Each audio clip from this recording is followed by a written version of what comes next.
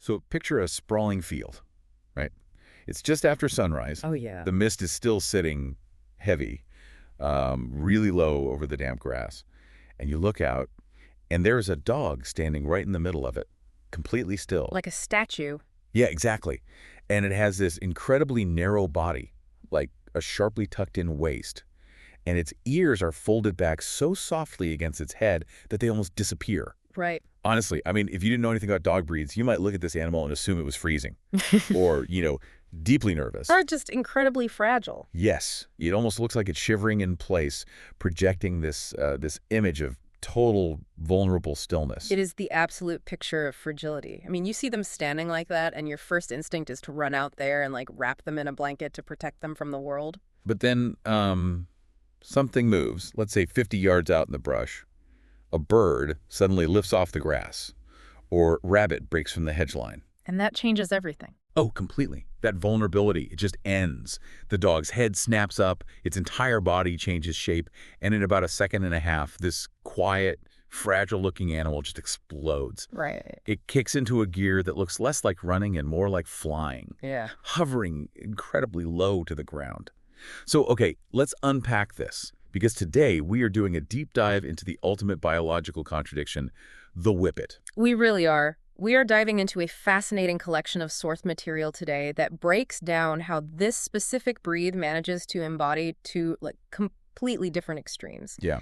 Our mission today is to understand how you can have an explosive 35-mile-per-hour sprinter living inside the exact same body as this practically invisible, deeply sensitive sofa companion. Because later that exact same day, that exact same dog from the misty field is going to be buried under a mountain of fleece blankets on a couch. Oh, absolutely buried. Barely making a sound, refusing to move for like 6 hours. Yeah. So the goal today isn't just to share some fun trivia about a specific type of dog for you guys. We're going to explore how a very harsh, historical, working-class environment engineered a highly specific biological operating system. Right, a very specialized system. And by understanding the mechanics of that system, you actually learn a profound lesson about instinct, physical design, and, well, what it actually takes to live alongside a highly specialized animal. To understand how a single organism can be both fragile and explosive, we really have to look at the incredibly specific environment that demanded those traits. History part of the sources, Right, exactly. We have to look at the working-class mill and mining towns of northern England in the 19th century. Right. Places like Lancashire and Yorkshire. And this was a tough era. I mean, life was incredibly hard, physical space was at an absolute premium, and resources were strictly limited. Because you didn't have massive, wealthy estates with manicured lawns and endless resources to pour into animal breeding, No, not at all. Now, greyhounds were already well established at this time. Right, the bigger dogs. Yeah, the aristocracy had been using them for coursing and racing for a really long time. But a greyhound is a massive animal. They are huge. They are, and they require an enormous amount of food, large kennels, and a level of daily upkeep that, frankly, requires real wealth. So for a working-class family, pulling shifts in a northern coal mine or a textile mill, keeping a giant greyhound just wasn't economically viable. It was impossible. So they faced a very practical engineering problem. These families wanted the greyhound's incredible speed. Yeah. They wanted its highly specialized visual chase instinct. But they needed to compress all of that function into a budget-friendly package that could easily live in a small, cramped, terraced house. Right. They needed an animal that cost less to feed, but could still, perform. It's basically like a working-class family hacking a Formula One race car to fit into a compact apartment garage. That is the perfect way to put it. They kept the massive engine, but they completely shrunk the chassis. What's fascinating here is that this history tells us exactly what this dog was optimized to do. These families utilized this newly compressed dog for what they called rag racing. Rag racing, right. Yeah. They would take the dogs out to an open field, wave a lure or a rag, and literally race them against each other for sport. And a little extra cash profited. Exactly. Sometimes it brought in a little bit of prize money to supplement the meager family income. They were also utilized for hunting small, fast game close to home. Like rabbits. Yeah, rabbits, just to put meat on the table. So the design brief was incredibly narrow. I mean, they weren't building a dog to guard a flock of sheep out in the elements all night. Right, no guarding. And they weren't building a dog to trot alongside a horse carriage all day long. They didn't need endurance, and they didn't need protection. They needed one thing: short distance, explosive speed, triggered strictly by sight. And when you look at the dog through the lens of that specific design brief, their entire physical and mental architecture suddenly makes perfect sense. Oh, for sure. To create that kind of extreme short burst speed, you have to completely rewire the dog's anatomy compared to what we normally picture when we think of, like, a hunting dog. Yeah, you have to draw a hard biological line between a Sighthound, like a Whippet, and a scent hound, like a Beagle. They are totally different. The Beagle is a completely different operating system. A scent hound hunts with its nose glued to the dirt, right? Following an invisible chemical trail over miles and miles of varied terrain. But a sighthound hunts purely with its eyes. Exactly. And to facilitate that, their physical traits are highly specialized. If you look at the skeleton of a Whippet, they possess a distinctly long, flexible spine. That spine acts like a massive coiled spring. When they hit top speed, they engage in what's called a double suspension gallop. A double suspension gallop. Yeah, their spine flexes so deeply that their back legs actually reach far past their front legs. Wow. Which means for two distinct moments during every single stride, all four of their paws are entirely off the ground. They are literally airborne. That is wild. And sustaining that kind of airborne sprinting requires a massive amount of oxygen, which explains their chest cavity. Absolutely. Because they have this incredibly deep barrel-like chest paired with that tiny tucked waist. They need massive lungs to process the immense oxygen debt created by, 0 to 35 mile per hour acceleration. And their visual cortex is completely dialed in to support that speed, too. A sighthound's eyes are positioned to give them an incredibly wide field of panoramic vision. Right. It's specifically tuned to detect fast, erratic movement at a distance. A leaf blowing across the yard 3 houses down isn't just a distraction. It's data. Yes, it is a vital piece of visual data their brain is hardwired to process instantly. Here's where it gets really interesting, though, because when you start talking about an animal that is hardwired to chase anything that moves, people immediately throw around the term prey drive. Right, they do. And when most people hear prey drive, the natural assumption is that the dog is aggressive or mean or dangerous. You might picture a dog baring its teeth. So how do we pull those concepts apart? It's a huge misconception. Yeah, because conflating prey drive with malice seems like a massive misunderstanding of their biology based on these sources. Prey drive in a sighthound is entirely devoid of malice. It has zero to do with anger. When a whippet chases a squirrel across a park, it is not expressing aggression toward that squirrel. All right. It doesn't have bad feelings toward people or other animals. It is simply an organism responding involuntarily to an ancient instinct bred into its DNA for thousands of years. Like a physical reflex. Exactly. It's no different than your knee jerking upward when a doctor taps it with a reflex hammer. You weren't angry at the doctor. No. Your nervous system is just executing a pre-programmed physical response. The visual trigger is the hammer, and the sprint is the reflex. This ancient switch flips the moment erratic movement is detected. And crucially, the switch does not come with an off button. There is no off button. You cannot sit a whippet down and train this instinct away. You cannot use treats to bribe it out of them, and you certainly cannot punish it out of them. It is the foundational code of their operating system. So if there is no biological off switch, taking this animal outside presents a monumental challenge. We were talking about an organism that hits roughly 35 miles an hour at a full sprint. Right. That is the speed limit on most suburban roads. A human being cannot even comprehend moving that fast, let alone intercepting an animal doing it. You are entirely outclassed the second they accelerate. This means if a fast-moving animal crosses a whippet's path in an unfenced area and that visual switch flips, they are simply gone. Gone. A lot of dog owners pride themselves on having a dog with perfect recall. A dog that comes back the second you call its name. But relying on a verbal command to stop a whippet mid-chase is essentially like asking gravity to take a day off. That's a great way to put it. It's just not going to happen. The dog's brain completely bypasses your training in that millisecond. They experience a phenomenon where their focus narrows entirely onto the moving target, essentially deafening them to everything else around them. Even your voice. Including your voice. This is a terrifying reality for well-meaning owners who test their dog's recall in a quiet, empty park, assume the dog is perfectly trained, and then, take them near a busy road where a rabbit darts out. Which points to a core philosophy for living with this breed off-leash freedom must be Physically engineered, not assumed. Absolutely. You can't rely on a psychological boundary like a command when instinct takes the wheel. We call it designed freedom. Before you ever unclip that leash, you have to design the safety net. Right. That means utilizing fully secure 6-foot fences. It means meticulously checking the bottom of the fence line for gaps. Because they can slip under. Oh, easily. And it means using long, specialized training lines when you are in open spaces so they can run safely. You have to provide the physical boundary first. See, you would naturally assume that an animal capable of producing 35-mile-per-hour kinetic energy outdoors would be an absolute nightmare indoors. You would think so, yeah.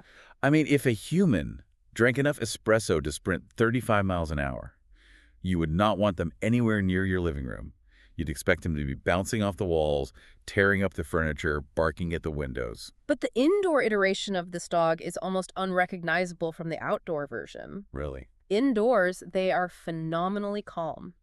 They are rarely vocal, making them very quiet barkers. They are often described as cat-like in their mannerisms. Cat-like. That's so funny. Yeah. They will actively seek out the softest, warmest spot in the house, press themselves deeply into the cushions, burrow under layers of blankets, and literally stay there for hours on end without moving. You look at a dog refusing to sleep, unless it's completely buried under 3 layers of fleece, and you assume it's just being a diva. It feels like this spoiled aristocratic behavior. But if you think back to the working class engineering we talked about earlier, there has to be a physical reason for this obsession with warmth. I mean, are they just being divas, or is there a genuine physical reason for this? If we connect this to the bigger picture, thermoregulation dictates almost everything an indoor whippet does. A whippet has virtually zero insulation. Zero. They possess extremely minimal body fat, and they completely lack an undercoat. Most dogs have a fluffy secondary layer of fur near their skin to trap heat. Right, like a built-in sweater. Exactly. The whippet only has a single, very short layer of hair over thin skin. Their physical architecture is built entirely for shedding extreme body heat rapidly after a massive sprint.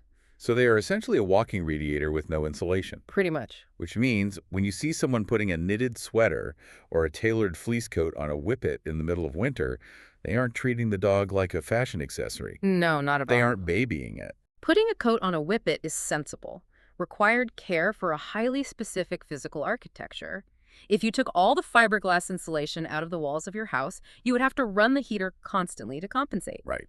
The whippet relies on external heat sources like blankets, sweaters, and pressing themselves against your body to compensate for the fat and fur they simply do not have. They are genuinely physically cold. What fascinates me is how that physical lack of insulation seems to mirror their internal emotional state. An animal with no physical buffer against the cold also seems to have no emotional buffer against its environment. They are incredibly emotionally sensitive. Their visual acuity plays a massive role in this. Because they are engineered to be hyper-observant of their surroundings, they don't just notice rabbits. What else do they notice? They notice every single micro-expression on your face. They read body language and mood shifts instantly. They are highly responsive to underlying household tension, to a sharp tone of voice, or to rough handling. Wow. So a lot of older traditional dog training methods that rely heavily on physical corrections or dominating the dog or using a loud, intimidating voice. If you try to use that alpha dog mentality on an organism this physically and emotionally sensitive, it completely backfires. Using heavy-handed corrections on a whippet destroys the relationship instantly. The dog will simply shut down, freeze up, or actively start avoiding the owner. That's heartbreaking. It is. You cannot punish an ancient survival instinct out of them, and if you use force, you lose their trust forever. They require gentle, incredibly consistent, reward-based training. You have to figure out how to make cooperation genuinely rewarding for them, working alongside their instincts rather than declaring war on their DNA. And this combination of intense emotional sensitivity, incredibly low body fat, and a complete lack of fur fuels a massive misconception when you actually take them out in public. It creates what the sources call the fragility myth. The fragility myth, yes. Onlookers at the park or walking down the street see this shivering, lean animal and instantly assume the dog is starving, neglected, or just unbelievably delicate. And that visual misunderstanding dictates how they must be cared for because owners face constant judgment. Let's break down the body type of a healthy Sighthound. Okay. A healthy Whippet is supposed to be incredibly lean. You should clearly see a severe waist tuck right behind their rib cage. You should probably see the faint outline of their last few ribs. Really, you should see ribs. Yes, and you should see highly defined musculature on their back legs. To an onlooker who is used to seeing, a thick, blocky Labrador retriever, a healthy Whippet looks drastically underfed. But carrying extra weight is actually catastrophic for this breed. If you overfeed them to make them look like a quote-unquote normal dog, you add mass to an incredibly flexible, spring-like spine that was never designed to carry it. Exactly. You strain their joints and actively work against the exact biomechanics they were engineered to perform. There is a very fine line that owners have to walk. Lean does not mean neglected, but athletic lean can slip into undernourished very quickly because they have absolutely no fat reserves to fall back on. Right. You cannot accurately judge their body condition just by glancing at them across a dog park. It requires a really strong, ongoing partnership with a veterinarian to monitor their muscle mass and overall health. And their vulnerability isn't just about weight either. Their skin is literally paper thin. When you combine skin that lacks a protective undercoat with an animal moving at 35 miles an hour, you have a recipe for constant injuries. Oh, absolutely. They are highly prone to nicks, tears, and severe scrapes. It boils down to sheer physics. If a golden retriever bumps into a jagged branch at 10 miles an hour, its thick fur absorbs the blow. Right. If a Whippet collides with that same branch at 35 miles an hour with no fur to protect it, the skin simply tears. Owners have to develop a routine of doing thorough post-play physical checks. Every time the dog comes inside from a sprint, you have to run your hands down their legs, check their chest, and inspect their paw pads to ensure they didn't slice themselves open without noticing. So figuring out how to properly exercise an animal built like this requires a very specific, almost paradoxical routine. You can't just leave them on the couch all day, but you also can't treat them like a marathon runner and take them on a 10-mile jog on concrete. No, it requires balancing extremes. They need a daily, slow-paced sniff walk just to engage their brains and let them process environmental scents. Yeah. Then they need a safe, fully enclosed, physically fenced opportunity to execute those massive, explosive sprints to clear their kinetic energy. But most importantly, they require genuine, uninterrupted rest. Like we said, buried under the blankets. Exactly. Sprinting at that velocity is profoundly metabolically demanding. Deep recovery isn't just them being lazy, it is a biological requirement for their system to function. You also have to adapt that routine significantly as the dog ages. You have to actively protect a puppy's growth plates from overexertion, preventing them from sprinting too hard before their bones are set. Yes. And on the flip side, you have to carefully manage a senior dog's joints later in life because a lifetime of explosive, high-impact running takes a heavy mechanical toll on the body. Understanding all of these requirements, the design freedom, the thermoregulation, the thin skin, the emotional sensitivity, brings us to a really interesting question about what kind of home this animal actually belongs in. See, I am looking at all of these highly specific constraints, and my natural instinct is to assume this breed is reserved strictly for professional dog handlers. You'd think so. Yeah, if you tell someone, hey, I have a high-drive, emotionally sensitive dog that runs 35 miles an hour, has an uncontrollable chase reflex, and can tear its skin open on a twig that sounds like the absolute worst possible idea for a beginner. It sounds like a nightmare. Yet, the source text actually says they can be a great fit for a first-time dog owner. So normally, high-drive dogs are a terrible idea for beginners. Why on earth is this the exception to the rule? Because they fit a very specific psychological profile of a beginner, they are absolutely perfect for a first-time owner who is naturally hypervigilant. Hypervigilant. Okay. If you are the kind of person who takes leash laws incredibly seriously, who will meticulously inspect a fence line before opening the back door, and who understands that freedom must be managed, you will succeed. So if you are willing to engineer the boundaries, the dog takes care of the rest. Exactly. If you are a beginner who wants a deeply affectionate, incredibly gentle, almost cat-like companion inside your home and you are willing to act as their safety manager outside, it works beautifully. Right. The scenario where it falls apart catastrophically is when a beginner wants a rugged, independent, outdoorsy dog that they can just unclip off the leash on a dense hiking trail and assume it will stay close by. That specific fantasy will end in disaster for a Sighthound. What about the reality of placing them into a busy family environment? Like if you have young kids running around or cats, how does that visual chase trigger factor into a modern household? The environment has to be proactively managed. Whippets can be wonderful with children, but only if the baseline of the home is calm. Calm is key. Remember what triggers them fast: erratic movement and high-pitched sounds. Oh, wow. The shrieking, chaotic, sudden running of a toddler can deeply overwhelm their sensitive nature, or worse, accidentally trigger that 19th century chase instinct right in the middle of your living room. Because a screaming toddler darting across the hallway looks awfully similar to a rabbit darting across a field to a visual cortex wired for motion. The dog doesn't distinguish between the two. The reflex just fires. With cats, it is a similarly complex situation. They can learn to live peacefully with a cat, but typically only if they are carefully introduced and raised together from a very young age, so the dog categorizes the cat as family rather than prey. But there are no absolute guarantees. No. Because of how deeply ingrained that visual drive is, there are simply no absolute guarantees. You constantly have to evaluate the individual dog standing in front of you. Which really brings this entire exploration full circle. The Whippet is the beautiful, living reality of the quiet sprinter.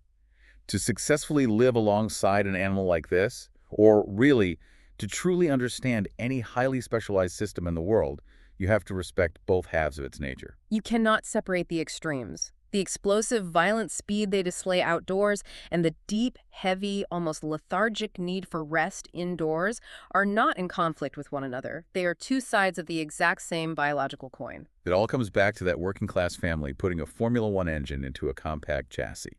You can't expect the race car to perform on the track if you aren't willing to let it cool down in the garage. This deep dive really serves as a masterclass in challenging how we interpret behavior.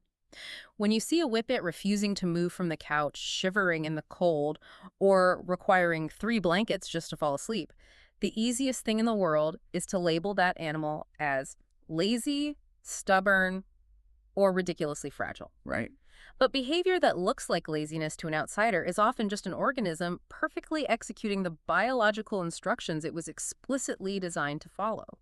They are resting heavily because they were engineered to sprint violently, and sprinting violently requires massive recovery. They're simply doing exactly what human beings asked them to do over 100 years ago in the damp fields of northern England. Exactly. Which leaves you, the listener, with a final thought to mull over today as we wrap up.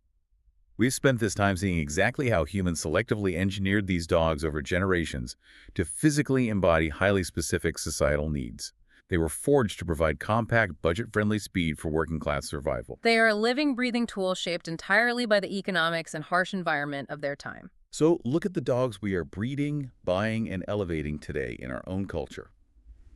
What does our current modern preference for certain wildly popular dog breeds say about the actual state of our society right now? That's a great question. If the animals we choose to surround ourselves with are essentially biological mirrors of our own daily needs, anxieties, and lifestyles, well, what does the modern dog say about what we as a culture might be desperately lacking?